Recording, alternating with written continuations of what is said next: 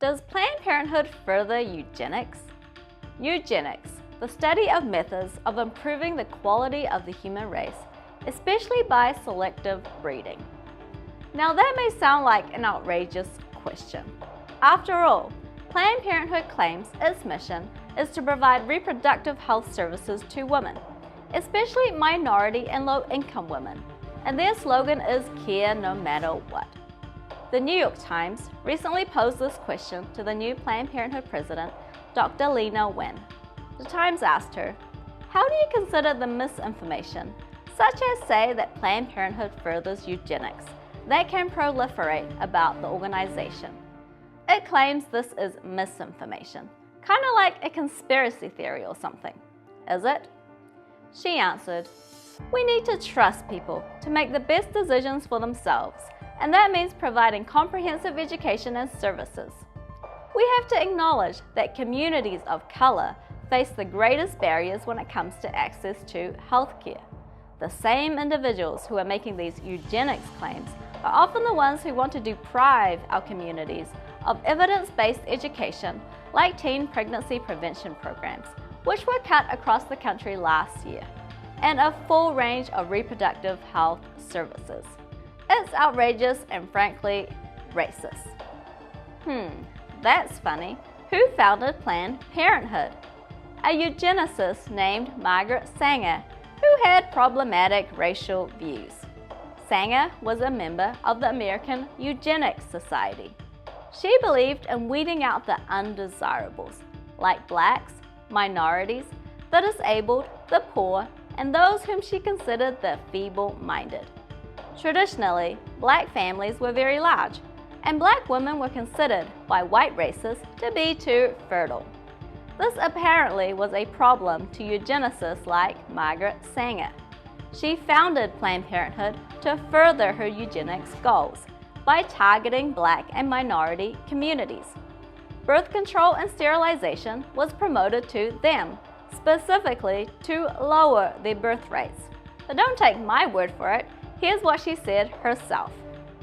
"Birth control itself, often denounced as a violation of natural law, is nothing more or less than the facilitation of the process of weeding out the unfit, of preventing the birth of defectives or of those who will become defectives. If we are to make racial progress, this development of womanhood must precede motherhood in every individual woman." Sanger was a white supremacist who spoke to the KKK. Of the incident, she recounted, "I accepted an invitation to talk to the women's branch of the Ku Klux Klan. I saw through the door dim figures parading with banners and illuminated crosses. I was escorted to the platform, was introduced, and began to speak. In the end, through simple illustrations, I believe I had accomplished my purpose." A dozen invitations to speak to similar groups were proffered. In her writings, she referred to some people as human weeds, dead weight of human waste, imbecile, moron, and biological and racial mistakes. White Americans, however, were pure native white stock. Sanger founded the Negro Project in 1939 and recruited black ministers to spread her population control message. She believed they could straighten out the more rebellious members. However, many in the black community caught on that there was a systematic plan to exterminate the black population. In fact, early civil rights groups like the Black Panther Party, Black Muslims, and prominent activist Stokely Carmichael spoke out against abortion and blacks using birth control. So how did Planned Parenthood and the abortion industry achieve their goals? How were they able to sell this to the black community? Well, with the help of the US government. In 1970, under President Nixon, the Office of Population Affairs was established within the US Department of Health and Human Services to control the black population. Under the guise of family planning, this eugenic birth control agenda had the seal of the US government itself. Hundreds of millions of dollars have been granted through Title X, the Family Planning Program, subsidizing birth control specifically for minority and low-income families. Basically, the United States government has helped to fund this black genocide. Dr. Laverne Tolbert, a former Planned Parenthood board member turned pro-lifer, describes it this way. Sanger's personal mission alone did not propel Planned Parenthood to such national status. To do so involves a shared goal, multiple committed partnerships, and the sustained dedication of financial resources, a monumental strategy that only the United States government could achieve. Planned Parenthood claims it is communities of color that face the greatest barriers when it comes to access to health care. Healthcare meaning birth control and abortion. But another way to look at it is this. Why is the abortion industry and the US government specifically targeting minorities to give them birth control and offer them abortions, if not to control their birth rates? Why do they need it more than other women in America? Now that sounds pretty racist to me. So what has been the result? Close to 80% of Planned Parenthood clinics are in minority communities. That's racial targeting. While representing only 13% of the female population in the US, black women account for roughly 35% of the nation's abortions. In New York City, a black baby is more likely to be aborted than be born alive.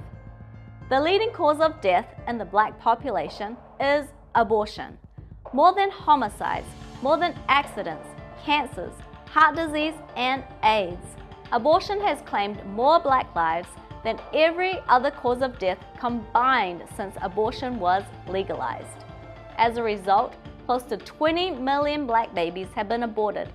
The black fertility rate is now below replacement.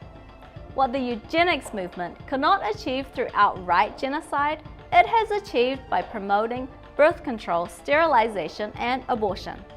And the US government continues to aid and abet this eugenic mission today.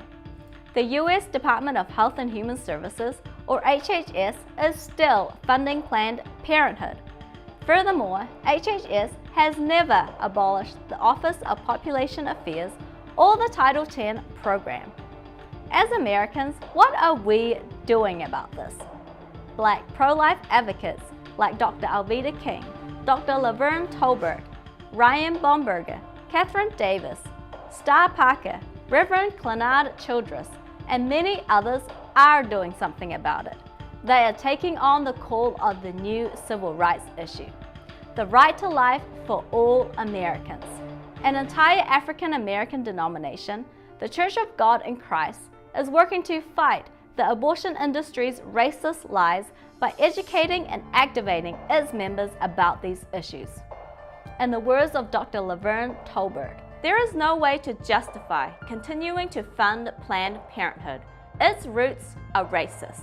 Likewise, is there any way to justify the continuing existence of the Office of Population Affairs? Its roots are also racist.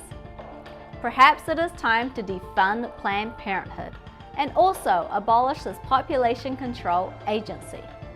Catherine Davis, president of the Restoration Project, suggested we reallocate those funds to assist in repairing the damage population control enthusiasts have heaped on women and babies.